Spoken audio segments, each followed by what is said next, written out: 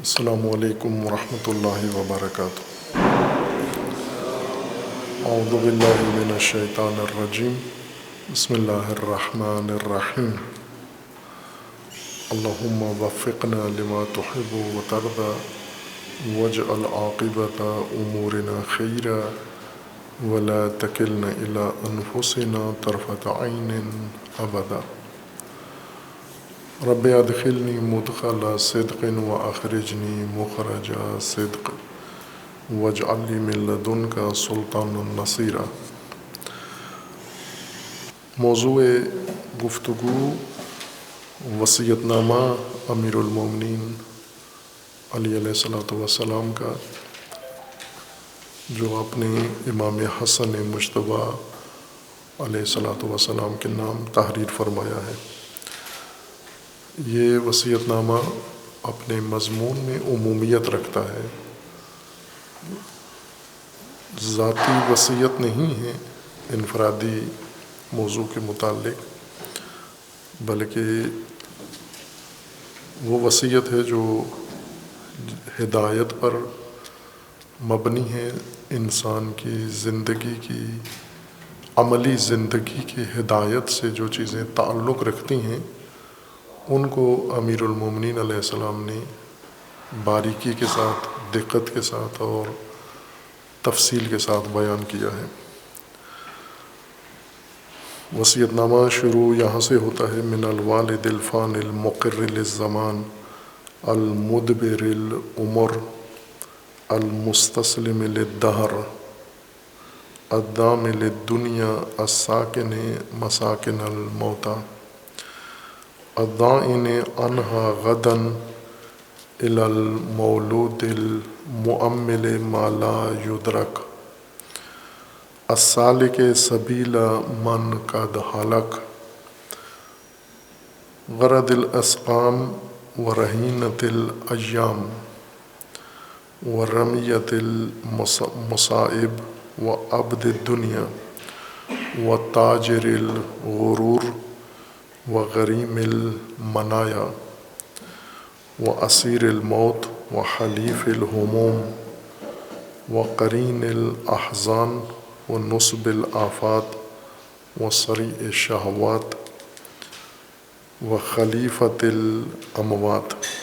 یہ پہلا پیراگراف ہے جس میں امیر المومنین علیہ الصلوۃ والسلام نے اپنے بارے میں فرمایا کہ یہ وصیت کس کی جانب سے ہے، اور اسی کے اندر ذیلی مطلب یہ ہے کہ یہ وصیت کس کے لیے ہے، کس کے نام ہے۔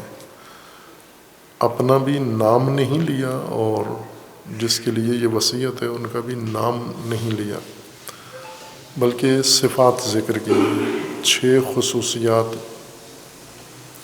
امیر المومنین نے اپنی ذکر کی ہیں اور تقریباً 13 یا 14 خصوصیات امام حسن کی یا فرزند کی، امام حسن نہ کہیں بلکہ فرزند کہیں۔ یہ خط شخص کی جانب نہیں ہے، بلکہ ایک عنوان کا وصیت نامہ ہے، ایک عنوان کے لیے۔ والد عنوان ہے، علی شخص نام ہے، شخصی نام ہے۔ یونی ویسے عموماً اسی طرح کہا جاتا ہے کہ علی علیہ السلام کا وصیت نامہ امام حسن کے نام، یہ شہرت ہے، لیکن خود وصیت نامے میں اس طرح کا عنوان نہیں ہے، بلکہ والد کا وصیت نامہ ہے مولود کے نام، فرزند کے نام۔ اور اس سے بڑا فرق پڑ جاتا ہے کہ ایک دستاویز ذات کی ہو یا عنوان کی ہو۔ عنوان ایک عمومیت اپنے اندر رکھتا ہے، اس عنوان میں بہت سارے افراد آ سکتے ہیں، لیکن جب شخص آ جائے تو شخص ایک ہی پر تطبیق ہوتا ہے، شخص دوسرے کسی فرد پر یا مصداق پر تطبیق نہیں ہو سکتا۔ مثلا جب ہم کہتے ہیں امام علی کا خط امام حسن کے نام، تو یہ امام علی ایک فرد ہیں اور امام حسن ایک فرد ہیں، یہ خط ذاتی یا شخصی سمجھا جائے گا۔ جب ایک شخصی خط کسی شخص کے نام ہوتا ہے یا کوئی مطلب ہوتا ہے تو وہ مختص ہو جاتا ہے اس شخص کے ساتھ، ہر جن اس کے مطالب یا مضامین عمومیت بھی رکھتے ہوں لیکن انہیں کسی دوسرے کے اوپر تطبیق نہیں کیا جا سکتا۔ لیکن جب عنوان کی طرف سے عنوان کو خطاب کیا جائے، مثلا امام علی اور امام حسن کے بجائے والد اور فرزند کا جب عنوان آ جاتا ہے، اس صورت میں والد کے بھی مصادیق متعدد ہو سکتے ہیں اور ہیں، اور فرزند کے بھی مصادیق متعدد ہو سکتے ہیں، یعنی تمام والد اور تمام فرزند اس وصیت نامے کا مصداق بن سکتے ہیں۔ یعنی عملاً ایک والد نے یہ کیا ہے لیکن عنوان والد سے ہے، من الوالد الفان الی المولود المؤمل، تو یہ عنوان عمومیت رکھتے ہیں، چونکہ مضمون بھی وصیت نامے کا عام ہے، ذاتی نہیں ہے، اور عنوان بھی عام ہے، اور عنوان عام تمام والد اور تمام مولود یا فرزندان کو شامل ہے۔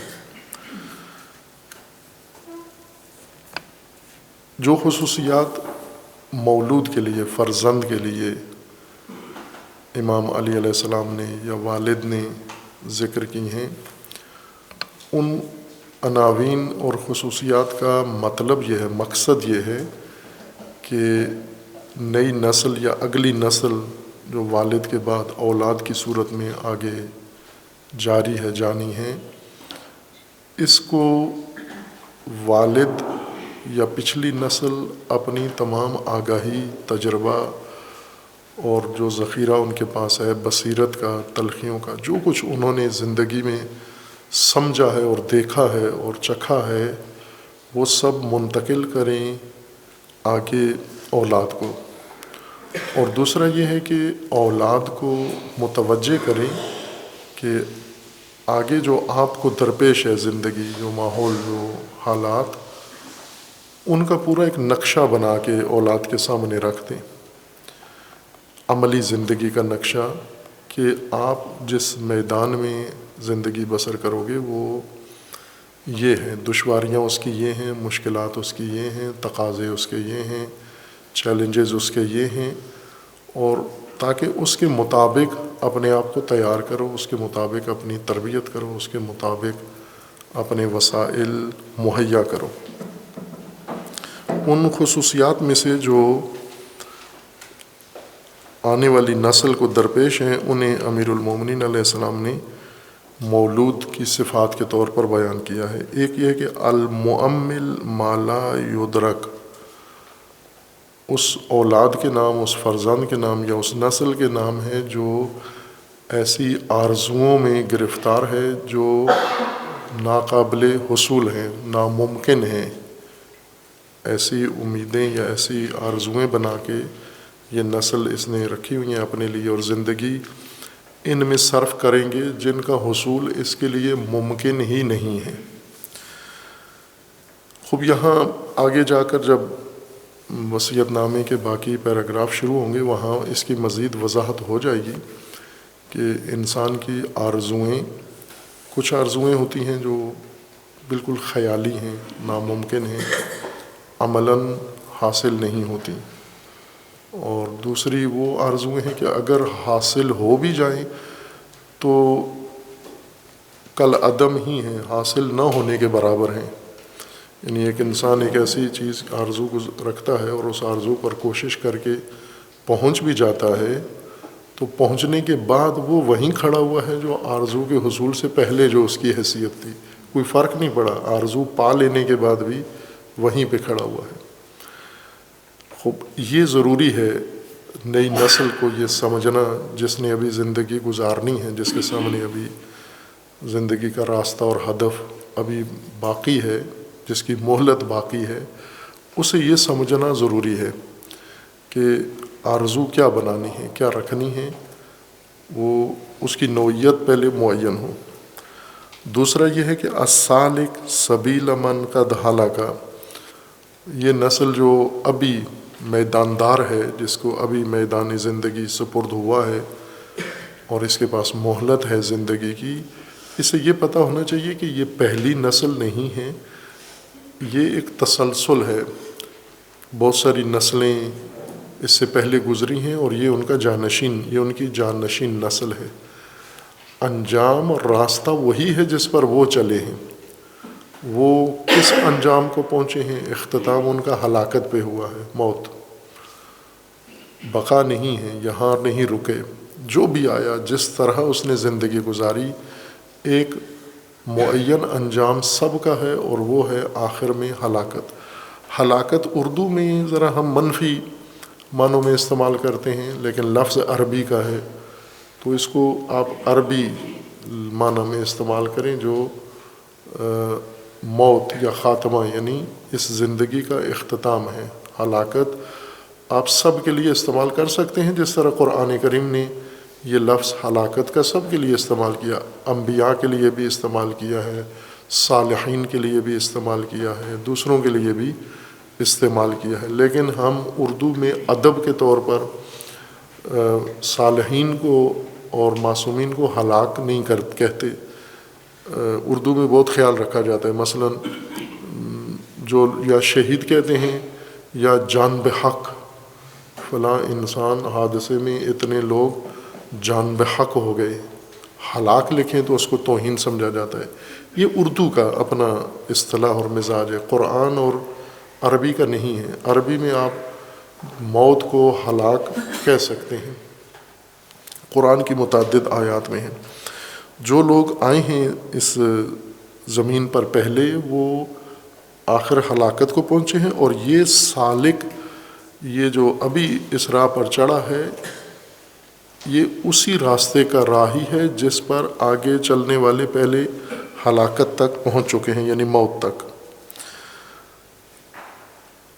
غرض الاسقام، اب یہ مولود، یہ فرزند یا یہ نسل، یہ معرض امراض میں ہے، بیماریوں اور حوادث اور اس قسم کے عوارض کی زد میں ہے کہ ہمیشہ اس کو تندرست، صحت مند، توانا نہیں رہنا، ہمیشہ قوی نہیں رہے گا، اس کے اوپر تہاجم ہر چیز کا رہے گا، چونکہ ایسی زمین کے اوپر اس کے لیے زندگی کی بساط بچھائی گئی ہے جس میں یہ ساری چیزیں اس کو لاحق ہوں گی۔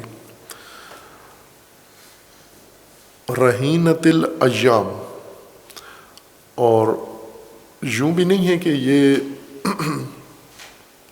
نسل جو زمین پہ ابھی زندگی گزار رہی ہے یہ اپنی ہر چیز کی مالک ہے، بلکہ اس کے زندگی کے بہت سارے امور دوسری چیزوں سے جڑے ہوئے ہیں، جیسے حالات۔ آج ہم اپنی موجودہ نسل کے اگر دیکھیں تو آپ کی ہر چیز حالات سے جڑی ہوئی ہے، حالات اثر انداز ہیں آپ کی زندگی پر، آپ کے کاروبار پر، آپ کی تجارت پر، آپ کے باقی معاملات کے اوپر حالات کا اثر ہے۔ حالات جیسے ابھی پاکستان کی معیشتی حالات ابتر ہیں، تو یہ ابتری تمام کاروبار میں اور تمام شعبوں کے طبقات کو اثر انداز ہو رہی ہے۔ تو جس نے زندگی گزارنی ہے اسے پتہ ہونا چاہیے کہ حالات بھی میرے اوپر اثر انداز ہے، میں حالات کی زد میں ہوں، حالات نے جو رخ اختیار کرنا ہے میں بھی اس کی زد میں ہی آؤں گا، لہٰذا میں اپنی زندگی کے لیے جو کچھ سوچا ہے یا کرنا ہے مجھے، تو حالات کا بھی بیچ میں لحاظ رکھنا ہوگا مجھے۔ ایسے نہ بنائیں، جیسے میں مثال دیتا ہوں، آپ ایک مجلس رکھتے ہیں اور موسم کا لحاظ نہیں کرتے آپ، اور آپ کی مجلس کے عین موقع کے اوپر بارش شروع ہو جاتی ہے، اس وقت آپ یہ کہتے ہیں کہ میں نے مجلس کا منصوبہ بناتے ہوئے یہ نہیں سوچا ہوا تھا یا اس کا لحاظ نہیں رکھا ہوا تھا۔ تو جب آپ کسی چیز کو، ایک حقیقت کو جو آپ کے مجلس پہ اثر انداز ہو سکتی ہے، اس کو نظر انداز کر کے منصوبہ بنائیں گے تو یقیناً وہ مجلس اس نظر انداز شدہ عامل کی وجہ سے متاثر ہو جائے گی، یعنی بارش آپ کے سارے منصوبے کو ناکام بنا دے گی۔ اس کو آپ زندگی، مجلس کی جگہ آپ کی زندگی ہے اور بارش کی جگہ حالات، مختلف حالات ہیں۔ تو جب آپ زندگی کا آغاز کرتے ہیں تو یہ بیچ میں لحاظ رکھنا ہوگا کہ حالات کا بھی اس میں دخل ہوگا، اور جب حالات کی زد میں میری زندگی آئے گی، ممکن ہے وہ حالات گوارا ہوں، ممکن ہے ناگوار ہوں، اس صورت میں بھی مجھے سوچ کے یا منصوبہ بنا کے رکھنا ہے کہ اس وقت میں بہہ نہ جاؤں، یا حالات کی کشتی پر سوار ہو کے حالات کے اندھیری میں اڑ کے وہاں نہ جا پڑوں جہاں حالات پھینک دیں جا کر۔ وہاں پر بھی انسان اپنے آپ کو رکھتا ہے۔ مثلاً ہم دو طرح کی چیزیں دیکھتے ہیں زمین پہ، جب ہوا چلتی ہے شدید تو یہ پلاسٹک کی تھیلیاں یہ اڑ کے جہاں ہوا لے جاتی ہے وہاں چلے جاتے ہیں، یا بھوسا ہے، تنکے ہیں، کچرا ہے، یہ اڑ کے ہوا، جہاں ہوا مشرق کی ہے تو یہ مشرق چلے جاتے ہیں، ہوا مغرب کی ہے تو یہ مغرب چلے جاتے ہیں۔ لیکن یہیں پر چھوٹی بڑی چیزیں جیسے درخت ہیں وہ نہیں ہلتے، ہوا شدید ان کو جھٹکے دیتی ہے لیکن جھٹکے کھا کے سنبھلتے ہیں، ان کے اندر اتنی لچک یا توانائی ہوتی ہے۔ یا ہم کنکریاں دیکھیں، چھوٹی چھوٹی کنکریاں ہیں، کنکری سے بڑا شاپر تھا وہ اڑ گیا ہے لیکن چھوٹی سی کنکری نہیں اڑی، وہ جمی ہوئی ہے اس حالات کے اندر۔ تو یوں نہیں ہے کہ ہم حالات کے رحم و کرم پر اپنے آپ کو چھوڑ دیں، حالات یقیناً کبھی آپ کے مساعد ہوں گے، کبھی نہیں ہوں گے، یعنی کبھی حالات آپ کے فیور میں ہوں گے، کبھی آپ کے مخالف ہوں گے۔ جس طرح قرآن کریم میں بھی ہے کہ تداول ایام، اس کے لیے قرآن نے جو اصطلاح استعمال کی ہے تداول ایام، یعنی گردش ایام۔ گردش ایام بہت کچھ انسان کی زندگی میں اونچ نیچ پیدا کرتی ہے۔ امیر المومنین علیہ السلام کا ایک اور خطبے میں فرمانا ہے کہ دو طرح کے حالات ہیں، یا آپ کی زندگی میں دو قسم کے حالات پیش آئیں گے، یوم لک و یوم علیک، ایک دن تمہارے حق میں ہوگا تمام مسائل، ایک دن تمہارے خلاف ہوگا، ہر چیز آپ کے خلاف جا رہی ہے۔ تو ان دونوں کے لیے آپ نے سوچنا ہے، یا ان دونوں کے لیے آپ نے قائم رہنا ہے، اپنے مقصد پر، اپنی راہ پر صبور رہنا ہے۔ صابر جو قرآن کی اصطلاح ہے، زندگی گزارنے کا جو طریقہ ہے وہ صبر کے ساتھ، صابرانہ زندگی۔ صبر ہم کہتے ہیں خاموشی، لا تعلقی، یہ اردو اور پاکستانی صبر ہے۔ قرآن میں صبر کا مطلب یعنی قائم رہنا ہے، اپنے راہ پر پھر بھی ڈٹے رہنا ہے، حالات کے جتنے جھٹکے آئیں، جتنی آندیاں ہیں، جتنی وہ دن جو آپ کے حق میں ہے اس دن بھی آپ پھسلے نہیں، اور وہ دن جو آپ کے خلاف جا رہا ہے اس دن بھی آپ ہٹے نہیں اپنی جگہ سے۔ خب یہ توجہ دلانا ضروری ہے نسل تعلیم کے اندر یا تربیت کے اندر۔ وَرَمِيَتِ الْمَصَائِبِ، مصیبتوں کے تیر، جس طرح جن لوگوں کو تیر اندازی سکھاتے ہیں، گولیاں چلانا سکھاتے ہیں یا تیر پھینکنا، آج کل تو ظاہر گرم اسلحے کے ساتھ تیر اندازی ہوتی ہے، تو وہ سکھانے والا جو کلب ہے اس کے اندر سامنے ایک ہدف نقطہ رکھا ہوتا ہے اور سارے آ کے وہاں پہ فائر کرتے ہیں اپنا نشانہ پکا کرنے کے لیے۔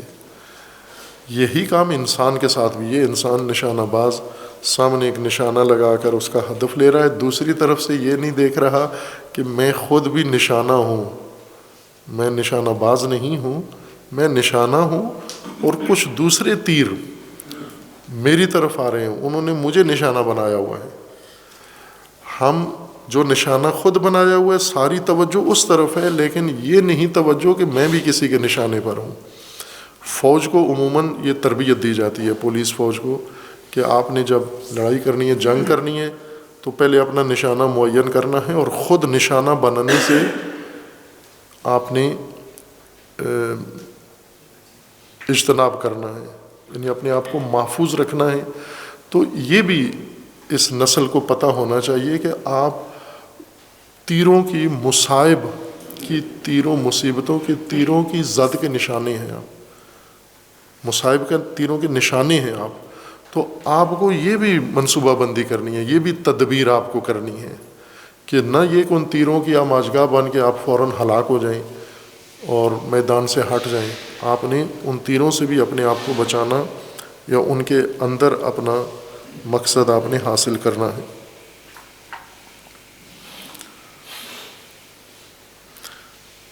و عبد دنیا، اور یہ فرزند یا یہ نسل، اس کی ایک مشکل یہ ہے کہ یہ عبد دنیا ہے.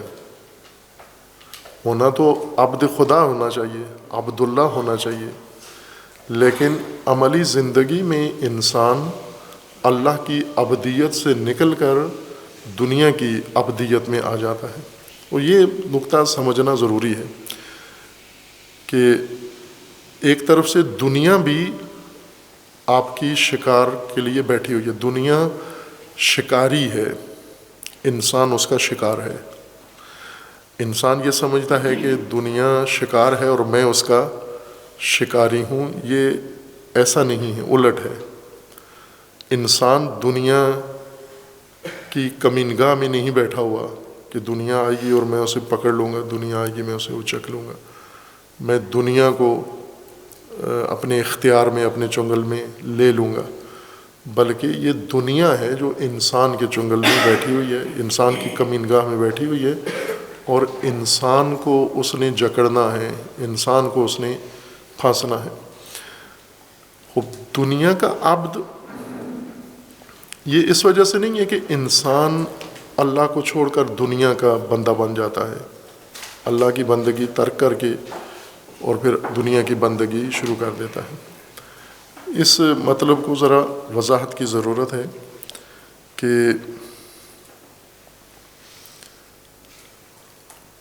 عبد، عبدیت، اور یہ بہت بنیادی ہدایت الہی کا بہت بنیادی رکن ہے. یہ دو مطلب آپ یوں کہیں کہ اصل ستون ہیں جن پر ساری دین کی اور ہدایت کی بنیاد کھڑی ہوئی ہے.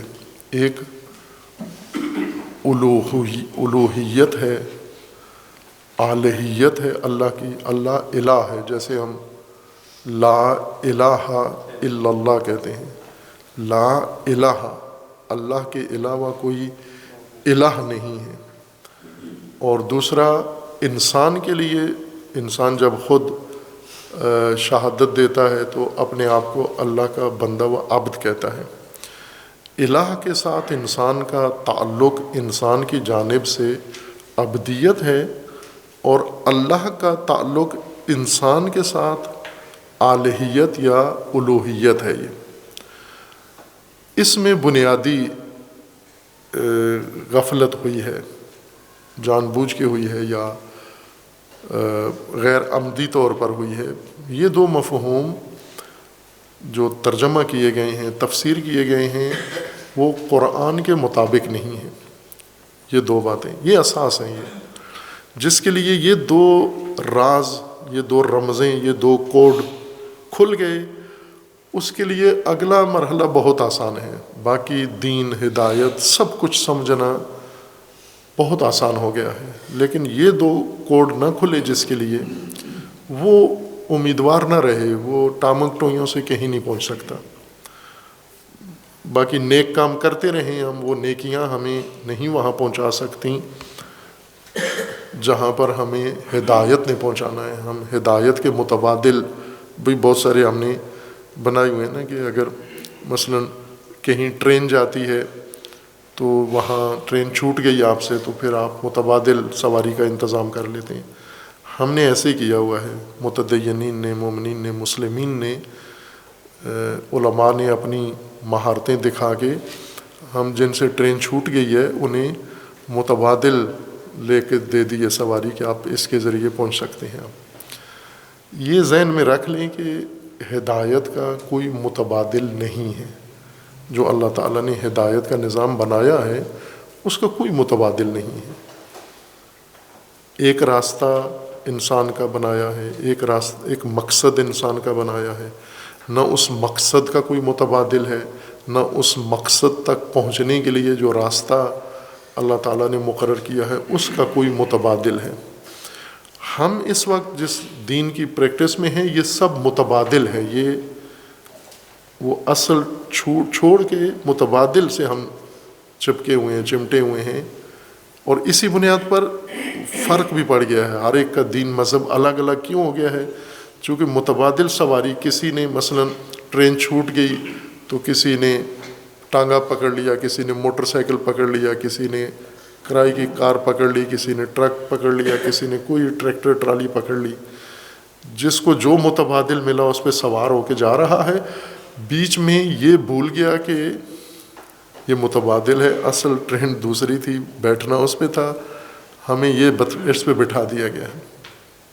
ابھی ہم جو تعلیمات لے چکے ہیں، گھروں سے سیکھی ہیں، ممبروں سے سیکھی ہیں، مجالس میں سیکھی ہیں، وہ وہی متبادل والا ہے سارا سلسلہ، اصل ٹرین نہیں ہمیں، چونکہ چھوٹ گئی، جس نے ہمیں تربیت دی ہے وہ بھی ٹرین چھوٹی ہوئی تھی، وہ بھی لیٹ ہے، جب وہ آیا تو ٹرین نکل چکی تھی ہدایت کی، اس لیے اس نے جو خود اختیار کیا ہمیں بھی وہی سکھا دیا کہ اس پہ چلے جو شاید پہنچ جائیں ہم۔ وہ ہدایت کا جو اللہ نے نظام بنایا ہے وہ ایک ہے متبادل کے بغیر، اور اس کی بنیاد ان دو چیزوں پر ہے، یہ دو بنیادی رکن ہیں، اساسی رکن ہیں۔ اگر ہم ساری زندگی ان دو باتوں کو سمجھنے میں صرف کر دیں تو آپ نے زندگی ضائع نہیں کی۔ ایک اللہ کی الہیت، الوہیت، اور ایک انسان کی عبدیت، یہ دو بنیادی کوڈ ہیں۔ ابھی الہ کا مطلب ترجمہ آپ سب کے ذہنوں میں ہے، ابھی کسی نے بیچ میں لقمہ بھی دیا، معبود۔ الہ کا مطلب یعنی معبود، معبود یعنی جس کی عبادت کی گئی ہو یا کی جائے۔ عبادت کس چیز کا نام ہے؟ پوجا، جس کو اردو میں یا ہندی میں پوجا جس کو کہتے ہیں، پرستش، پوجا۔ تو الہ پھر کیا نکلا آخر میں؟ جس کی پوجا کی جائے۔ اور قرآن ہمیں فرما رہا ہے کہ لا الہ الا اللہ، اللہ کے علاوہ کوئی الہ نہیں ہے تمہارا۔ ترجمہ ہم نے کیا یعنی اللہ کے علاوہ کوئی معبود نہیں ہے تمہارا، اور معبود کا مطلب جس کی عبادت کی جائے، اور عبادت کا معنی کیا ہے ترجمہ ہم نے پوجا، یعنی اللہ کے علاوہ کسی کی پوجا نہیں کرنی آپ نے۔ پوجا کے علاوہ باقی سارے کام آپ اللہ کے علاوہ کسی سے بھی لے سکتے ہیں، پوجا جب کرنی ہوگی وہ صرف اللہ کی، باقی سارے کام آپ کہیں سے بھی لے سکتے ہیں۔ آپ ہدایت کسی سے لے سکتے ہیں، زندگی کا منشور دستور کسی سے لے سکتے ہیں، اوامر فرامین نواہی کسی سے لے سکتے ہیں، سارے کنسٹیٹیوشن کسی سے لے سکتے ہیں، یہ کوئی بھی بڑا بنا سکتا ہے، پارلیمنٹ رکھ لیں خود وہ بنا کے دے دے، آپ آئین ساز اسمبلی بنا کے یہ کام کر لیں، آپ کے مذہب کے بڑے گرو وہ آپ کو بنا کے دے دیں، آپ کے آباء و اجداد رسومات بنا کے آپ کو دے جائیں، یعنی زندگی گزارنے کے لیے جو کچھ آپ کو ہدایت چاہیے، رہنمائی چاہیے، یہ کسی سے بھی لے لیں۔ پوجا کا جب وقت آ جائے تو سب پارلیمنٹ سے اٹھ کے پوجا اللہ کی کرنی ہے، باقی اب سارے کام آپ خود کریں۔ اس نے بڑا بگاڑ پیدا کیا ہے کہ ہم نے مذہب کو یا اسلام کو پوجا بنا کے منحصر کیا ہے، اور پوجا اللہ کے لیے ہے۔ اب آپ دیکھیں کہ مارکیٹ میں الہ نہیں ہے، اللہ الہ نہیں ہے، مسجد میں اللہ الہ ہے، چونکہ مارکیٹ میں تو پوجا نہیں ہوتی، مارکیٹ میں کاروبار ہوتا ہے، تجارت ہوتی ہے۔ انڈسٹری میں الہ اللہ نہیں ہے، انڈسٹری میں الہ کوئی اور ہے۔ اب الہ کا اصل معنی کیا ہے جو توجہ ہٹا دی گئی اس سے، تفسیر میں شامل ہی نہیں کیا گیا۔ الہ بھی عربی لفظ ہے، اس کا مطلب ہوتا ہے مطلق العنان، فرمان روا، یعنی وہ فرمان روا، فرمان دینے والا، حاکم، جس کے فرمان کو کوئی ٹال نہ سکے، جس کے فرمان کو کوئی روک نہ سکے، جس کے فرمان کے مقابلے میں کوئی نہ آ سکے، ایسا فرمان جس کے فرمان کو، اس کی فرمان روائی کو، اس کی حاکمیت اور اس کے حکم کو کوئی مقابلہ نہ کر سکے یا اس کو کوئی معطل نہ کر سکے، اس کو الہ کہتے ہیں۔ عربی زبان میں الہ حاکم، فرمان روا، اور وہ بھی فرمان روائی مطلق، قدیر، جس کی طاقت کے سامنے کوئی دوسری طاقت نہ آ سکے، اس قسم کا، یعنی جو اپنا فرمان قدرت کے ساتھ نافذ کر سکے۔ کوئی جیسے ابھی ہمارے سابقہ وزیر اعظم کہتے ہیں مجھے حکومت دی گئی لیکن اختیار میرا نہیں تھا، ایسی حکومت یہ الہ کی نہیں ہوتی۔ الہ کی حکومت یہ ہے، یعنی اتنا طاقتور ہے کہ اس کے علاوہ کوئی اور طاقت اس کے سامنے، نہ عوام کی طاقت، نہ دیوتاؤں کی طاقت، نہ شیاطین کی طاقت، نہ ملائکہ کی طاقت، نہ کسی چیز کی طاقت جس کے مقابلے میں، جس کی حکومت کے مقابلے میں نہ ہو، اس کو الہ کہتے ہیں عربی زبان میں۔ خب اس الہ کے ساتھ انسان نے کیا کرنا ہے؟ اب ہمیں معبود سے سروکار نہیں ہے، ہمیں حاکم کے سامنے کھڑا کیا گیا ہے۔ اللہ حاکم ہے ہمارا، جیسے خالق ہے، مالک ہے، رب ہے، اور ساتھ ہی اللہ ہمارا الہ ہے۔ اس کو ترجمہ نہ کرتے، یہ میں بار بار یہ اشارہ کرتا ہوں، مومنین کو توجہ دلاتا ہوں کہ ترجموں والا دین، اس میں ہم گمراہ ہو گئے ہیں، پھنس گئے ہیں، منحرف ہو گئے ہیں ہم۔ یہی الہ کے ترجمے نے ساری خرابی پیدا کی ہے۔ الہ کا ترجمہ کیا ہے معبود۔ معبود کا مطلب ہے جس کی عبادت کی جائے، عبادت کا معنی کیا گیا ہے پوجا۔ بس پوجا ساری اللہ کے لیے ہے، لیکن باقی امور زندگی کے وہ آپ کہیں سے بھی فرمان، دستور، آئین، قوانین، کنسٹیٹیوشن، رہنمائی، یہ کہیں سے بھی لے لیں آپ۔ پوجا نہیں کرنی کسی کی، سجدہ نہیں کرنا، رکوع نہیں کرنا، ہاتھ آگے کسی کے نہیں بڑھانا، یہ صرف اللہ کے لیے ہے۔ باقی آپ جہاں سے مرضی ہے لے لیں، کوئی تعاون کہیں سے لے لیں، کوئی دستور، قانون، فرمان، ہدایت کہیں سے بھی لے لیں آپ۔ جیسے ابھی ہم اپنی حالت دیکھیں، یہ موجودہ نسل پاکستان کی، آج ہم فرمان کس کا مانتے ہیں؟ کون فرمان دہ ہے؟ فرمان روا کون ہے ہمارا؟ حقیقی فرمان روا فوج ہے، جو اصل حاکمیت ہے پاکستان میں۔ آگے مہرے اس کے حکومت ہے، وزیر اعظم ہے یا ان کی بنائی ہوئی کابینہ ہے۔ تو اصل میں الہ پاکستان میں کون ہے جس کا فرمان چلتا ہے؟ افغانستان میں الہ کون ہے جس کا فرمان چلتا ہے؟ امریکہ میں الہ کون ہے جس کا فرمان چلتا ہے؟ برطانیہ میں الہ کون ہے جس کا فرمان چلتا ہے؟ روس میں الہ کون ہے جس کا فرمان چلتا ہے؟ عرب دنیا میں الہ کون ہے جس کا فرمان چلتا ہے؟ نہ کہ جس کی پوجا ہوتی ہے، جس کا فرمان چلتا ہے وہ الہ ہے ان لوگوں کا۔ خوب اللہ کو آپ نے الہ ماننا ہے، فرمان صرف اللہ کا۔ اللہ کا فرمان ماننا یہ عبدیت ہے۔ عبد عربی زبان میں، یہ بات پہلے تفصیل سے بیان کی گئی ہے، موجود ہے، آپ اسلامی مرکز پہ نیٹ پہ جا کر یہ ساری تفصیلات سن سکتے ہیں۔ یہ موضوع عبدیت اور الہیت و الوہیت، ایک مکمل ماہ رمضان کی 30 مجلسیں یہ ساری اسی موضوع پر ہیں، اس کو باقاعدہ جزیات کے ساتھ بیان کیا گیا ہے۔ یہاں اتنی گنجائش نہیں ہے کہ اس ساری تفصیل کو یہاں بیان کیا جائے۔ اس کا حاصل یہ ہے کہ مثلا لغت میں عبد پجاری کو نہیں کہتے، نہ غلام کو کہتے ہیں۔ عربی لغت میں عبد ہموار راستے کو کہتے ہیں، وہ راستہ جو خود انسانوں نے اس کو ہموار کر لیا ہو۔ ناہموار راستے ہوتے ہیں، جیسے سڑکیں ہیں، یہ سڑکیں جو بنائی گئی ہیں یہ عبد ہیں، یہ تعبد ہوا ہے۔ ناہموار راستے تھے، ان کو ہموار کر کے، ان کو سیدھا کر کے، ان کو چلنے کے قابل بنایا گیا ہے۔ یہ سڑکیں، یہ ہے راستے کو ہموار کرنا، راستے کو تیار کرنا چلنے کے لیے، چلنے والے کی سہولت کے لیے، یہ اس کے ساتھ آپ نے تعبید کیا ہے.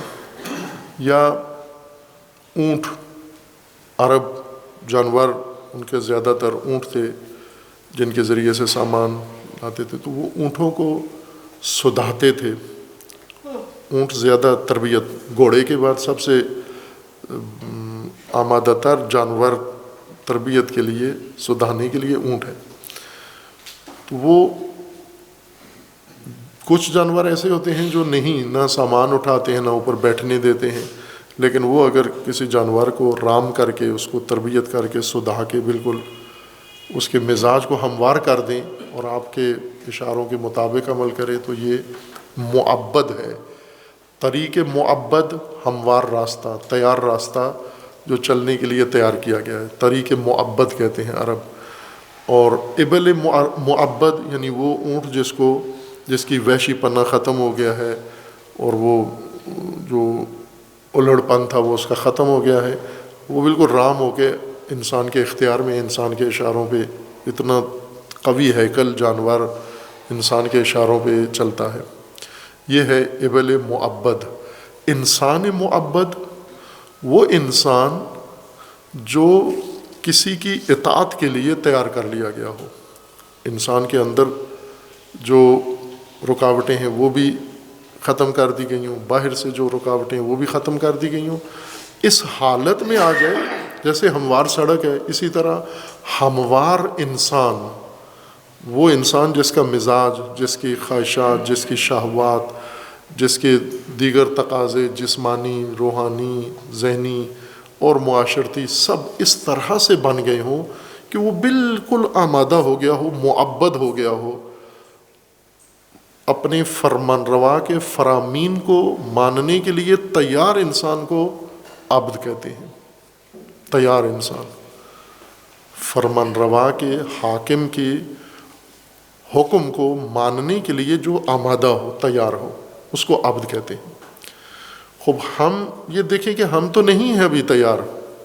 ہم اپنے رب کے یا اپنے حاکم اصلی اللہ کے کتنے احکام مانتے ہیں، تیار ہی نہیں ہیں.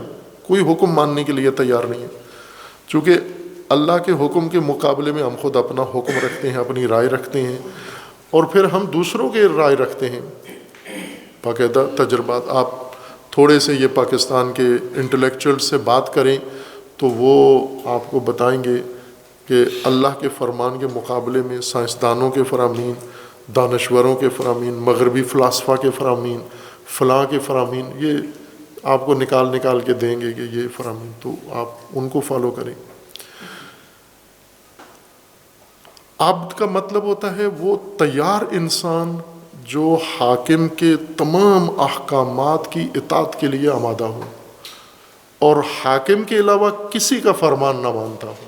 یہ عبد ہے، نہ کہ ان کا بھی مانتا ہو ان کا بھی مانتا ہو، جو فقط حاکم کا فرمان مانتا ہو. الہ کہتے ہیں حاکم کو، حکمرانی جس کی ہو، حکومت جس کی ہو. اب حاکم کے ساتھ ہمیں جو تعلق قائم کرنا ہے وہ پوجا کا نہیں ہے. حاکم ہم سے پوجا نہیں مانگتا، حاکم ہم سے اطاعت مانگتا ہے، اطاعت مانگتا ہے، فرمان برداری مانگتا ہے، فرمان روا. الہ کا مطلب فرمان روا، عبد کا مطلب فرمان بردار. وہ فرمان دے، یہ فرمان لے، سنے. جیسا مثلا پہلے زمانے میں تھا، آج کل بھی امید ہے بعض گھرانوں میں ہوگا کہ والد جو فرمان دے بچہ تیار ہے اس فرمان کو مکمل طور پر اطاعت کرنے کے لیے. اب یہ ہے عبدیت. پوجا ایک علیحدہ ادب ہے، وہ بھی عبادت عبدیت کا، یعنی اس آمادگی کا اظہار کرنا عبادت کہلاتا ہے. یہ جو آپ نماز پڑھتے ہیں، جو عبادتیں انجام دیتے ہیں، یہ ثبوت ہے آپ کا کہ میں فرمان روا کی فرمان برداری میں ہوں، میں اس کا اظہار کرنے آیا ہوں. یہ نماز، یہ رکوع، یہ سجود، یہ اظہار ہے، ثبوت ہے میں اس کا عبد ہوں، اس کے علاوہ کسی کا عبد نہیں ہوں. یہ اس بات کی علامت ہے، نہ کہ خود عبدیت ہے. پوجا عبدیت اطاعت کے لیے تیاری ہے، مکمل تیاری، ایسی تیاری کہ جس کے جیسے سڑک، ہموار سڑک کون سی ہے جس میں ذرا برابر اونچ نیچ نہیں ہے، کوئی جمپ نہیں ہے، کوئی رکاوٹ نہیں ہے، کوئی اس کے بہترین سڑک جو ہموار ترین ہے وہ معبد ہے، وہ طریق معبد ہے، لیکن جن میں کھڈے ہیں، جن میں بریکر ہیں، جن میں رکاوٹیں ہیں، جن میں سگنل ہیں نا، یہ معبد نہیں ہے، یہ الجھن والا راستہ ہے، یہ دشوار راستہ ہے، اس میں نہیں چل سکتے آسانی سے آپ۔ وہ آمادہ انسان، یہ انسان معبد ہے عربی لغت کے قاعدے کے مطابق، اور الہ حاکم ہے۔ ہمیں جو کام کرنا ہے وہ عبدیت ہی ہے، بس ایک کام ہمیں کرنا ہے، کل دین، سارا دین ہمارا وہ عبدیت ہے، فرمان روا کی فرمان برداری، ہر فرمان اس کا جو اس نے ہمارے لیے مقرر کیا ہے، سارے فرامین اس کے لسٹ بنا کے، فہرست بنا کے، اور ان کے مطابق اس کو ہر زندگی کے شعبے میں ہم اس کو اجرا کرتے جائیں، عمل کرتے جائیں، یہ عبدیت ہے ہماری۔ اس میں بیچ میں آپ کو پوجا بھی کرنی ہوگی۔ پوجا کس لیے؟ یہ دنیا کو بتانے کے لیے کہ میں ان کا عبد ہوں، ان کی اطاعت کے لیے، اس اللہ کی اطاعت کے لیے آمادہ ہوں۔ باقی اپنا سوچ لیں کہ مجھ سے عبدیت کی توقع نہ رکھیں۔ جب میں اللہ کے سامنے جھک رہا ہوں تو یہ اظہار کر رہا ہوں، ثبوت پیش کر رہا ہوں۔ خوب، اب مشکل یہ ہے کہ ہمیں عبد اللہ کا ہونا ہے، لیکن اللہ کے علاوہ بھی سب ہمیں اپنا عبد ہی بنانا چاہتے ہیں۔ انسانوں کی بھی خواہش ہے کہ لوگ ہمارے عبد بنیں، اور بنائے ہوئے ہیں انہوں نے۔ انسان کا عبد بنے۔ عبد کا مطلب غلام نہیں ہے، وہ غلام کو جو عبد کہتے ہیں وہ اسی وجہ سے کہتے ہیں چونکہ وہ آمادہ ہے آپ کے فرامین سننے کے لیے۔ جیسے آپ کے ملازمین ہیں، آپ کے گھر کے اندر جو ملازمین ہیں، فیکٹریوں میں، دکانوں پہ، کاروبار میں، اداروں میں، آپ کے ملازمین کتنے آمادہ ہیں آپ کے فرامین کو ماننے کے لیے؟ یہ عبد ہے، یہ عبدیت ہے۔ اب اگر آپ ان سے جو فرامین منوا رہے ہیں یہ اللہ کے فرامین ہیں تو وہ آپ صرف وسیلہ ہیں، ذریعہ ہیں ان کی تربیت کا، آپ ان سے اللہ کی بندگی کروا رہے ہیں۔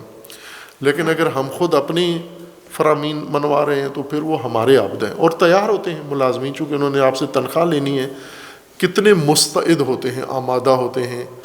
آپ جو سختی ڈالیں، مثلا اللہ کے صبح سویرے اٹھ کے 2 رکعت نماز پڑھو، نہیں پڑھتا، لیکن باس کہہ دے کہ آپ نے اسی ٹائم، نماز کے ٹائم پہ آپ نے میرے دفتر میں آنا ہے، یہ آ جاتا ہے۔ وہ ایک واقعہ سنایا انہوں نے، کسی مومن کا، عام سا ایک مزدور قسم کا آدمی تھا، کسی سیٹھ کے ہاں ملازم تھا، تو اس نے سیٹھ سے صرف ایک چیز کی اجازت لی ہوئی تھی کہ مجھے نماز کے لیے آپ نے اجازت دینی ہے، میں نے جماعت کے ساتھ مسجد میں نماز پڑھنی ہے۔ تو اس نے کہا ٹھیک ہے، نماز کا اس نے ٹائم رکھ دیا کہ 5 منٹ نماز کے ٹائم پہ آپ مسجد جا سکتے ہو، باقی تمام ٹائم ڈیوٹی کرنی ہے۔ اس نے قبول کر لیا، اور وہ اس کے مطابق ڈیوٹی کے دوران نماز کا جب وقت آتا تھا تو وہ چلا جاتا تھا نماز پڑھنے۔ ایک دن وہ نماز کے لیے گیا، واپس نہیں آیا، 5 منٹ یا 10 منٹ مقرر تھے۔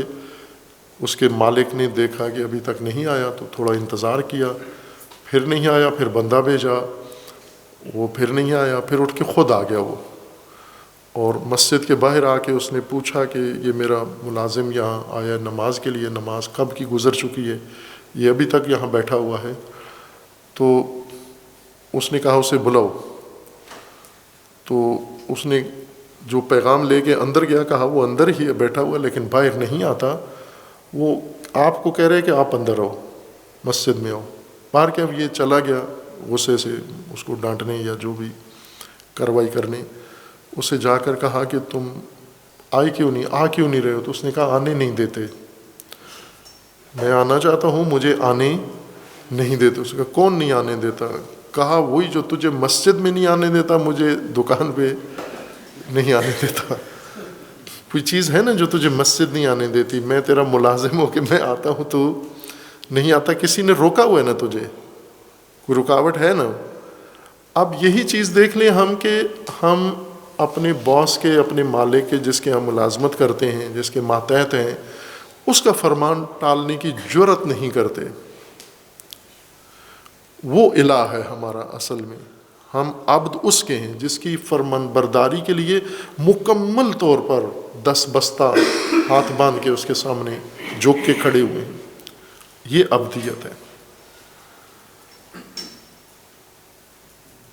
اللہ ہدایت کا یہ بنیادی نقطہ ہے, یہ محوری نقطہ ہے کہ آپ نے شروع کہاں سے دین ہوتا ہے, لا الہ, اللہ کے علاوہ کسی کو الہ ماننے سے انکار, صرف اللہ الہ ہے, حاکم فرمان روا صرف وہ, یہاں سے شروع ہوتا ہے دین, آغاز ہے, یہ الف ہے دین کی. خوب جب یہ کرو گے آپ, لا کہو گے الہ کو, یعنی کوئی بھی فرمان روا نہیں ہے اللہ کے علاوہ تمہارا, تو تمہیں اس کے لیے اپنے آپ کو آمادہ کرنا پڑے گا. یہ ایسے بیٹھے بیٹھے, مثلا ابھی اس مجلس میں بیٹھے ہوئے کتنے انسانوں میں یہ آمادگی ہے کہ میں اللہ کے علاوہ کوئی کسی کا فرمان روا میرا کوئی بھی نہیں ہے, میں کسی کا تابع فرمان نہیں ہوں, میں صرف اللہ کا. البتہ اگر کوئی مجھے اللہ کا فرمان دے رہا ہے وہ میں مانوں گا, نہ اس وجہ سے کہ یہ کہہ رہا ہے, بلکہ اس وجہ سے کہ یہ اللہ کا فرمان مجھ سے منوا رہا ہے. جیسے انبیاء ایک بات اپنی نہیں منواتے تھے, سب اللہ کا فرمان منواتے تھے. ائمہ اللہ کا فرمان, اللہ کی فرمان برداری کرواتے تھے, نہ اپنی. قرآن کریم کے اندر آیت بھی ہے کہ اللہ تعالیٰ کا فرمانا ہے کہ یہ حق نہیں پہنچتا کسی انسان کو کہ اللہ اس کو نبوت دے, رسالت دے, کتاب دے, اور وہ لوگوں کو کہے کہ کونو عبادن لی, میرے بندے بنو, میرے عبد بنو. قرآن پیش کر کے نبوت, رسالت, امامت کے ذریعے سے لوگوں کو اپنا بندہ بنائے, یہ نہیں کہہ سکتے. بلکہ کیا کہے, کونو ربانیین. آپ نے یعنی ائمہ کا کام اپنا بندہ بنانا نہیں ہے لوگوں کو, رسول کا کام اپنا بندہ بنانا نہیں ہے, سب کا کام لوگوں کو اللہ کا بندہ بنانا ہے, اور خود بھی اللہ کی بندگی کرنی ہے. یہ تمام دین ہے. یہ ہم اگر بندگی میں آ جائیں, یعنی عبدیت اس معنی میں آ جائے, مکمل تیاری 100%, فقط اپنے حاکم کے فرامین کی اطاعت کے لیے ہم عبد ہو گئے. اور اللہ کو اگر حاکم مان لیا اور اس کی حکومت میں آ گئے اور اس کے فرامین مان لیے تو وہ ہمارا الہ ہے. لیکن یہ مشکل یہ ہے کہ اللہ کے علاوہ یہ جو کلمہ ہمیں کہا گیا نا بنیاد, لا الہ الا اللہ, اللہ کے علاوہ کسی کو الہ نہیں ماننا, مشکل یہ ہے کہ اللہ کے علاوہ ہر ایک کی خواہش ہے کہ ہمیں اپنا عبد بنائے, اور ہمارے اندر بھی یہ رجحان ہے کہ ہم مشروط طور پر کسی کے بھی عبد بننے کے لیے تیار ہیں. ان میں جو سب سے زیادہ خواہش مند ہے, جس کو کہیں کہ دن رات کا چنتا یہی ہے کہ ساری انسانیت میری عبد بن جائے, اس کا عنوان دنیا ہے. قرآن نے بھی دنیا رکھا ہے, امیر المومنین علیہ الصلوۃ والسلام نے بھی دنیا رکھا ہے, کہ دنیا انسان کو عبد بنانا چاہتی ہے. دنیا کا ایک ہی ہدف ہے کہ انسان عبد بنے دنیا کے, اللہ کی عبدیت سے نکلیں, فرمان مانے دنیا کا. دنیا کس چیز کا نام ہے یہ بارہا وضاحت کی ہے. یہاں جس دنیا کا ذکر ہے, یعنی جس نسل کو آگے زندگی گزارنی اور ہم اسے رہنمائی کر رہے ہیں کہ آپ نے زندگی ایسے گزارنی ہے, انہیں یہ بتا رہے ہیں کہ دنیا تمہیں اپنا عبد بنائے گی. تم اس معرض میں ہو, ایک بہت قوی توانا چیز ہے دنیا, غیر معمولی طاقت ہے دنیا کے اندر اور تاثیر ہے دنیا کے اندر. دنیا کس چیز کا نام ہے؟ لہب اور لہو کا نام, اور اس کے اندر بہت کشش ہے. لہو اور لعب, اتنی بن ٹھن کے دنیا آتی ہے, اتنے بیس بنا کے دنیا آتی ہے. ایک حدیث ہے امام حسین علیہ السلام سے منقول ہے,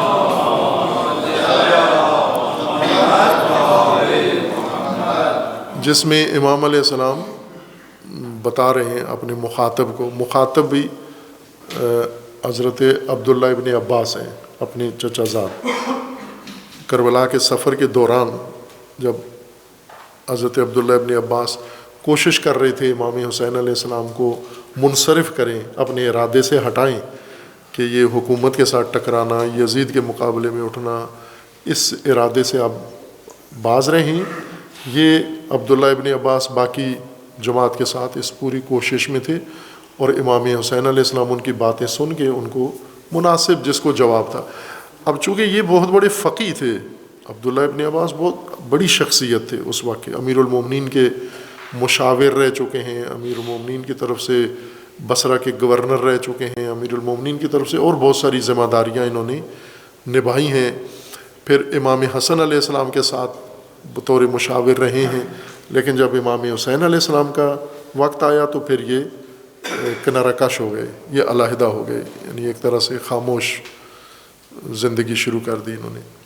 نہ امام حسین کے مخالفین کے ساتھ ملے، نہ امام حسین کے ساتھ، لیکن دلی ہمدردیاں رشتہ داری کی وجہ سے بھی، اور باقی جو دینی مقام تھا امام حسین علیہ السلام کا، اس لحاظ سے جانتے تھے کہ یہی حق ہیں، حجت ہیں، وہ امام ہیں. لہٰذا ان کی پوری کوشش تھی کہ کسی طرح امام کو اور امام کے خاندان کو بچایا جائے اس مہلکے سے. تو جب انہوں نے حد سے زیادہ اصرار کیا حضرت عبداللہ ابن عباس نے، اس وقت امام نے کہا کہ اے ابن عباس، کیا پسند کرو گے کہ میں ایک آپ کو ماجرا بتاؤں، ایک حدیث بتاؤں جو میں نے امیر المومنین سے سنی ہے؟ تو انہوں نے رغبت ظاہر کی کہ ضرور آپ فرمائیے. تو پھر امام حسین علیہ السلام نے یہ فرمایا کہ مجھے بابا علی نے یہ بتایا تھا کہ میں خیبر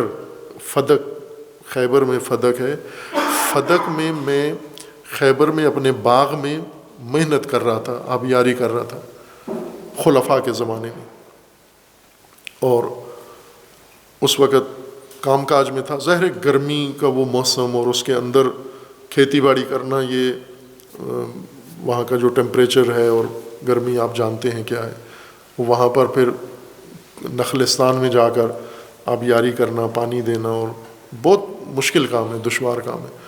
امیر المومنین کے جسم پر، چہرے پر، سر پر خاک، چونکہ مٹی میں کام کر رہے ہیں تو وہ خاک پڑی ہوئی تھی، پسینے سے سارا بدن شرابور تھا، کپڑے گیلے ہوئے تھے. کسی بھی محنت کرتے آدمی کو آپ دیکھ کے اس کا حلیہ سمجھ سکتے ہیں کہ کیا حال ہوتا ہے. آپ کی آنکھوں کے سامنے بہت سارے لوگ کرتے ہیں، آپ نے خود بھی کیے ہوں گے. عین اسی وقت، اور پیاس کی شدت ہے، بھوک بھی ہے، عین اسی وقت ایک زیبا ترین عورت، عرب کی معروف ہے، اس کا نام بھی لکھا ہوا ہے حدیث کے اندر، ابھی میرے ذہن میں نہیں، وہ خوبصورت ترین عورت عرب کی جس کے چرچے پوری دنیا میں تھے کہ اس سے زیادہ حسین کوئی اور نہیں ہے، وہ ناگہان خیبر میں اس باغ میں امیر المومنین کے سامنے آ کے کھڑی ہوئی. امیر المومنین کو خطاب کیا کہ اتنے تھک رہے ہو، اتنے پریشان ہو، اتنی مشقت کر رہے ہو، پسینہ ہے، تھکن ہے، فلاں ہے، تو کیا چاہتے ہو کہ میں اس ساری مشقت سے آپ کو نجات دوں اور ساری دنیا کی دولت آپ کے قدموں میں لا کر نچھاور کر دوں، اور میں خود بھی آپ کی ہو جاؤں، اور جو میرے اختیار میں ہے وہ بھی میں سب کچھ، یعنی جہیز اپنا ساری دنیا کی دولت و ثروت میں جہیز بنا کر اس زمین کی آپ کو لا کے دے دوں، تو چاہتے نہیں ہوں کہ اس مشقت سے نجات دے دوں. تو امیر المومنین نے، یہ نہج البلاغہ میں ہی ہے یہ خطبہ جو میں بیان کر رہا ہوں، نہج البلاغہ میں بھی ہے اور امام حسین علیہ السلام کے فرمان میں بھی ہے. امام نے فرمایا کہ فوراً نگاہ کر کے تو اس کو کہا کہ تو دنیا ہے، مجسم ہو کے امیر المومنین کے سامنے آئی ہے، اور پھر بڑی قہر کے ساتھ، نفرت کے ساتھ اس دنیا کو فرمایا کہ غری غیری، تو کسی اور کو دھوکہ دے جا کر، میں تیرے دھوکے میں آنے والا نہیں ہوں اور میں تیرے فریب میں آنے والا نہیں ہوں. اب یہاں پر دنیا عبد بنانے آئی تھی، بندہ بنانے آئی تھی، اپنا فرمان دیتی ہے دنیا، اور ہم عبید الدنیا ہیں. امام حسین علیہ السلام کا بھی خطبہ ہے کہ لوگ میرے ساتھ کیوں نہیں آتے، اس لیے کہ عباد اللہ نہیں ہیں، عبید الدنیا ہیں، الناس عبید الدنیا، دنیا کے بندے ہیں، دنیا کے بندے میرے ساتھ کیسے آئیں؟ اللہ کے بندے کے ساتھ دنیا کے بندوں کا جوڑ سفر ملتا ہی نہیں ہے، بنتا ہی نہیں ہے۔ دنیا عبد بناتی ہے، بندہ بناتی ہے، اور عبد بنا کر کیا کرتی ہے؟ تذلیل کرتی ہے، تحقیر کرتی ہے، انسانیت کو ذلیل ترین مقام تک دنیا لے جاتی ہے۔ عبد بنا کر کوئی اچھا مقام نہیں دیتی، تذلیل و تحقیر کرتی ہے۔ اب یہ وہ آگاہی ہے امیر المومنین کی طرف سے اس نسل کو کہ ہم گزار چکے ہیں عمر، آپ کو ابھی درپیش ہے، تو آپ کو معلوم ہونا چاہیے کہ آپ دنیا کی زد میں ہیں، اور دنیا نے آپ کو اپنا عبد بنانا ہے، عبد نہ کہ اپنا مرید بنانا ہے، عبد بنانا ہے دنیا نے۔ اور دنیا کا نام کیوں دنیا رکھا گیا ہے؟ دناعت سے ہے، پستی سے ہے۔ اور پست چیز جب کسی کو اپنا عبد بنا لے، اپنا ماتحت و مطیع بنا لے، تو اس کے پاس ہے کیا؟ دنیا کے پاس اپنے عبد کو دے گی کیا؟ جو خود ہے دناعت۔ دناعت یعنی پستی، گھٹیا، صرف پست کرے گی، گھٹیا کر دے گی آپ کو، اتنا تحقیر اپنی انسانیت کے مقام سے گرا کر آپ کو جانور سے بدتر کر دے گی دنیا آپ کا حال۔ اے فرزند، تو جس میدان میں اب آمادہ ہے، تیار ہے آگے جانے کے لیے، تو ان چیزوں کی زد میں ہے۔ اب اس کے لیے تجھے آگاہ ہونا چاہیے، آگاہانہ طور پر زندگی کا تو نے سفر طے کرنا ہے۔ وَعَبْدِ الدُّنْيَا وَتَاجِرِ الْغُرُورِ، دوسری صفت یہ ہے کہ تو تاجر ہے، اور تاجر بھی غرور کا تاجر ہے۔ غرور یہ بھی اردو اور عربی میں فرق آ گیا ہے، لفظ عربی کا ہے، اردو میں آ کے بالکل خالص پاکستانی بن گیا ہے۔ غرور ہم تکبر کے معنی میں کرتے ہیں اردو میں، بڑا مغرور انسان ہے، اس کے اندر غرور پایا جاتا ہے۔ تکبر مراد ہوتی ہے، تکبر ہے یعنی بڑا، اپنے آپ کو بڑا رکھتا ہے، دوسروں کو حقیر سمجھتا ہے، دوسروں کو توہین کرتا ہے، اس کو ہم کہتے ہیں کہ یہ غرور ہے۔ عربی میں اس کام کے لیے جس کے اندر یہ اکڑ ہو، بڑائی کا احساس ہو، دوسروں کو کمتر سمجھتا ہو، اس کو تکبر کہتے ہیں۔ مستکبر یا متکبر انسان ہے، اس کو مغرور عربی میں نہیں کہتے۔ غرور، غرہ عربی زبان میں کہتے ہیں دھوکے کو۔ غرور یعنی دھوکا، فریب۔ مغرور دھوکے میں آیا ہوا، غریر دھوکا دینے والا، دھوکا باز۔ مغرور کون لوگ ہوتے ہیں؟ جو دھوکے میں آ گئے ہیں۔ وہ آئے دن ہوتا ہے ہمارے ساتھ، چالاک لوگ، تیز لوگ، طرار لوگ، شاطر لوگ، وہ آ کر ہمیں دھوکا دے جاتے ہیں۔ اور بعض تو باقاعدہ یہ سبق حاصل کرتے ہیں، باقاعدہ درس پڑھتے ہیں دھوکا دینے کا، دھوکا دہی، باقاعدہ کلاسیں ہوتی ہیں، سکھاتے ہیں دوسروں کو کس طرح سے آپ دھوکا دے سکتے ہیں۔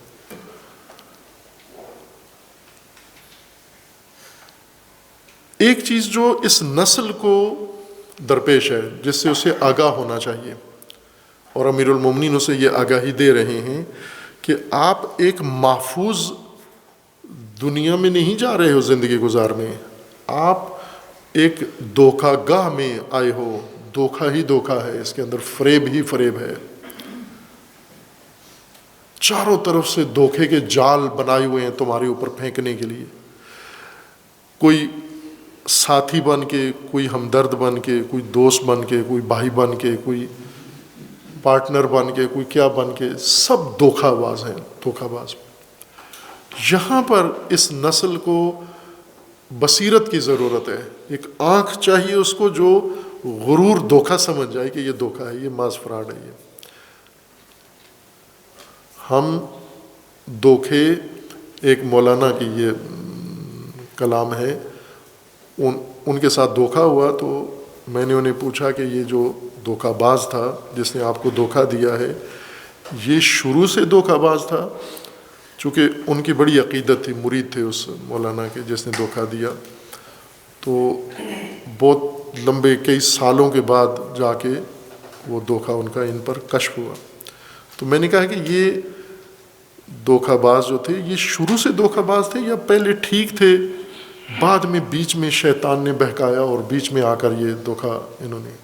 تو کہنے لگے نہیں جی آغا صاحب یہ شروع سے دھوکہ باز تھے، اور جو جملہ مولانا صاحب نے استعمال کیا آپ جانتے ہیں ان کو، انہوں نے کہا کہ ہم قربتاً اللہ للہ فی اللہ بے وقوف بنے ہوئے تھے، الو بنے ہوئے تھے، یعنی اس دھوکے کو بھی ہم سمجھتے تھے کہ یہ ان کی عرفان ہے، یہ ان کے مقامات ہیں، وہ دھوکے بھی جو کر دیتے تھے وہ بھی ہمیں بہت اچھے لگتے تھے، اندھے ہوئے تھے عقیدت کی وجہ سے، محبت کی وجہ سے اندھے تھے، اور سب دھوکا تھا، لیکن ہم اس دھوکے کو بھی اپنے لیے ایک شرف سمجھتے تھے۔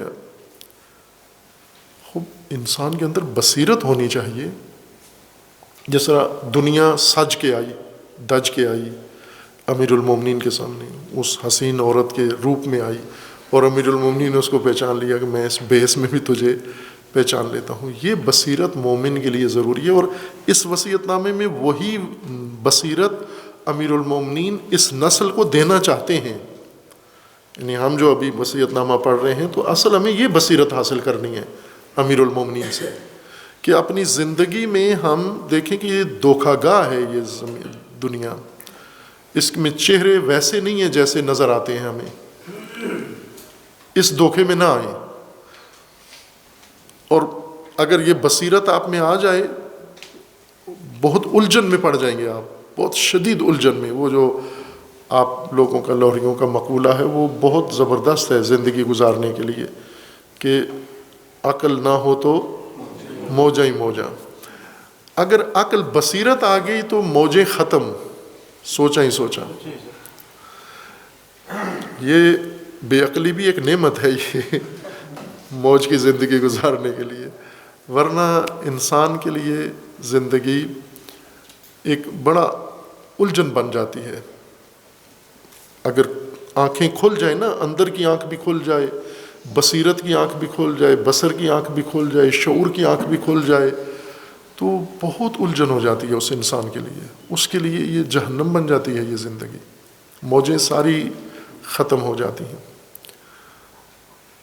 اور یہ بصیرت ہونی چاہیے، چونکہ اگر ہم موجی زندگی گزاریں گے تو پھر ہلاکت ہے، بہت بربادی ہے زندگی، یہ دنیا بھی تباہ اور وہ آخرت والا انجام بھی برباد ہے۔ موجی زندگی نہیں پسند کریں، اس سے نکلیں ہم، یہاں بے شک مشقت ہو، سختی ہو، لیکن جو اس سختی کے اندر سے بن کے پک کے جو چیز نکلے گی شخصیت، وہ بڑی آئیڈیل ہوگی، وہ بہت ہیرا ہوگا، جوہر ہوگا قیمتی، وہ جو وہ بن کے اس ساری خصوصیات میں۔ خوب یہ سوال بن سکتا ہے، ممکن ہے آپ کے ذہن میں آ رہا ہو کہ خوب اللہ تعالیٰ نے کیوں ایسے سختیوں میں انسان کو پالا ہے، بنایا ہے، ڈال دیا ہے؟ فرشتوں کی طرح ایک آسان ماحول بھی بنایا جا سکتا تھا، خوب اس میں انسان وہ مقام حاصل نہیں کر سکتا، اسی بٹی میں انسان اس نقطے تک پہنچ سکتا ہے جو اللہ نے یہ ماحول بنایا۔ اور دوسری طرف سے انسان کو جو صلاحیتیں دی ہیں، جو قوت دی ہے اللہ کو، وہ ان سب کو تسخیر کرنے کے لیے۔ آج وہ شب یوم اقبال ہے نا، کل یوم اقبال ہے، کل ہے نا، خوب علامہ اقبال نے امیر المومنین علیہ الصلوۃ والسلام کے ایک فارسی اپنے کلام میں مثنوی میں ایک باب تدوین کیا ہے، اسماء علی مرتضیٰ علیہ السلام، امیر المومنین علیہ السلام کے اسماء، نام، ان کو ایک پورا مثنوی میں ایک باب پورا تدوین کیا ہے، اور ان میں جو نام چنا ہے، ویسے تو خود علامہ اقبال نے بھی لکھا ہے کہ یہ نام علی علیہ السلام کے تھے اور یہ سب بڑے بامانہ نام ہیں، لیکن انہوں نے ایک نام چنا خودی، اپنی قوم کی خودی کے لیے۔ مثنوی اسرار خودی میں یہ کام کیا ہے انہوں نے، کہ ایک باب انہوں نے اس میں پاکستانی قوم کی خودی بڑھانے کے لیے یہ ایک باب چنا ہے وہ امیر المومنین کے اسماء، اور ان ناموں سے میں بھی ایک نام ابو تراب، یہ نام ہے ایک امیر المومنین کا لقب ہے، رسول اللہ صلی اللہ علیہ وآلہ وسلم نے بتایا۔ اب ہم نے ابو تراب تو بہت سنا ہوا ہے، مجلسوں میں سنا ہوا ہے، خود بھی ذکر کیا ہوا ہے، ذاکروں سے اس کی مناسبتیں بھی سنی ہوئی ہیں، لیکن علامہ اقبال نے اس کو یہ تفسیر کی ہے کہ ابو تراب اس شخص کو کہتے ہیں کہ جس نے اپنے بدن کی بدنی کائنات تسخیر کر لی ہو۔ وہ جسم ہمارا ایک کائنات ہے نا، اس کائنات کو جس نے تسخیر کر لیا ہو وہ ابو تراب ہے، اور جس نے یہ کائنات، جسم کی کائنات تسخیر کر لی ہے، وہ بیرونی کائنات ساری تسخیر کر سکتا ہے، اور وہ اصل میں ابو تراب ہے جو تراب کی کائنات، مٹی کی کائنات ساری تسخیر کر لے۔ اللہ نے یہ جو نظام بنایا ہے یہ سب اس لیے کہ ہم نے تسخیر کرنا ہے۔ اگر دھوکہ ہے، دنیا ہے، فلاں ہے، یہ سب کچھ ایک سے بڑھ کر ایک آفت ہے موجود، دوسری طرف سے ہمیں جو توانائی دی ہے وہ ان سب کے اوپر حاوی ہے۔ وہ جوہری توانائی انسان کو دے دی ہے، قوت ارادی اور شعور، اس کے ذریعے سے وہ اس سب کو تسخیر کر لے گا۔ جب تسخیر کر لے گا یہ ہو جائے گا ابو تراب، ورنہ ہے ابن تراب۔ ابن تراب یعنی مٹی اس پر غالب آ گئی ہے، یہ نہیں ہے مٹی کا باپ، مٹی اس کی باپ بن گئی ہے۔ اگلے اس جملے میں یعنی اب یہ فرما رہے تاجر الغرور، آپ یعنی یہ بیٹا، یہ فرزند جس معرض میں ہے، جو اس کے لیے ہونے والا ہے آگے، وہ ایک تجارت ہے۔ یہ کیا کرے گا؟ یہ اپنی متاع، اپنی زندگی، اپنا سرمایہ لٹائے گا، جواباً اس کو ملے گا کیا؟ صرف دھوکہ۔ وہ بعض کاروباری ایسے ہیں نا کہ بہت کاروبار کیا، کیا ابھی تک کمایا؟ صرف دھوکہ اور فراڈ اور فریب، سوائے فریب کے کچھ بھی نہیں انہیں ملا۔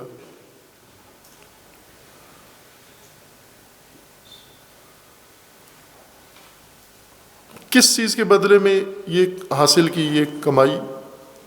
عمر، زندگی، انسانیت، توانائی، صلاحیتیں، استعدادیں جو اللہ تعالیٰ نے غیر معمولی انسان کے اندر رکھی ہیں، وہ سارا سرمایہ دے کے فریب، دھوکہ، فراڈ اور یہ چیزیں ہم نے کمائی ہیں۔ اس نسل کے پاس اب مثلا یہ پاکستانی نسل جو سیاسی بحران ہے، اور یہ جو پاپولر لیڈر، خطرناک پاپولر لیڈر، کہاں پوری نسل کو، پوری اپنی جماعت کو کہاں لے گیا ہے؟ سوائے فریب کے اس نسل کے پاس کچھ ہے؟ صرف فریب میں ہے، دھوکے میں۔ باقی بھی ایسے ہیں، اگر ان کا مثال دی ہے تو چونکہ اس وقت ہیرو یہ بنے ہوئے ہیں، فلم ان کی چل رہی ہے تو اس لیے، ورنہ یوں نہیں کہ دوسروں نے اپنے پیروکاروں کو کوئی ہدایت دی ہے۔ مذہبی، غیر مذہبی سیاست صرف غرور، دھوکہ اور فریب۔ یہ امیر المومنین علیہ السلام آنکھیں کھول رہے ہیں کہ آپ ایک فریبکار دنیا میں آئے ہو، آپ اپنی عمر، اپنی صلاحیتیں، اپنی توانائیاں پیش کرو گے، جواباً صرف آپ کو دھوکہ ہی ملے گا۔ پاکستانی قوم کو 75 سال میں صرف دھوکہ ملا ہے کچھ آپ ہمارے پاس آج؟ پوری قوم کسی بھی میدان میں بتائیں، مذہب میں دھوکہ، سیاست میں دھوکہ، معیشت میں دھوکہ، سماج میں دھوکہ، تہذیب میں دھوکہ، ہر چیز میں دھوکہ۔ اس کے بدلے میں ہم نے کیا پیش کیا ہے؟ آپ دیکھ لیں 75 سال سے ابھی تک کتنی نسلیں گزر گئی ہیں۔ وہ سرمایہ تھا انسانی، کتنے باصلاحیت جوان، کتنے باصلاحیت لوگ، یہ سب انہوں نے اپنی ہر چیز اس راہ میں قربان کی۔ یہ غیر معمولی صلاحیت کے مالک ہیں جو سیاست و مذہب کی دنیا میں دھوکہ دے رہے ہیں۔